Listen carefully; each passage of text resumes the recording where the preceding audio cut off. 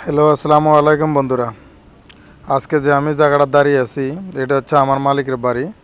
এই যে দেখতেছেন গ্রিন, এগুলো হচ্ছে প্লাস্টিকের ঘাস। এগুলো একটা সামান্য একটা জায়গার মধ্যে দেওয়ালের মধ্যে প্লাস্টিকের ঘাস দিয়ে এবং কি ফেরাক মাইরাক দেওয়ালের ভিতরে ঝুলাই দিছে। যে দেখেন বাচ্চাদের খেলনার জন্য দোলনা, কত কিছু সুন্দর পার্ক বানালাইছে ঘরের সামনে, কত সুন্দর দেখেন।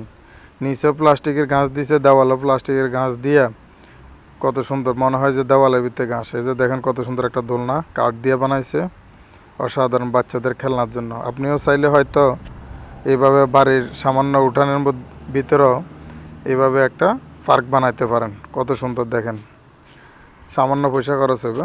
শুধু এই যে দেখেন পিছনে কত সুন্দর একটা জায়গা, নিচেও প্লাস্টিকের ঘাস। এই যে ঘরের সামনে, এটা পিছনেরটা হচ্ছে ঘর। এই ঘরের সামনে দেখেন ওই যে লোকটা দেখতেছেন, আমরা এখানে কাজ করতেছি মালিকের। এই যে দেখেন উপরে লাইট আছে, কত সুন্দর করে রাখছে রাতের বেলা বাচ্চাদের খেলনার জন্য। সবাইকে ধন্যবাদ, ভালো লাগলে শেয়ার করবেন।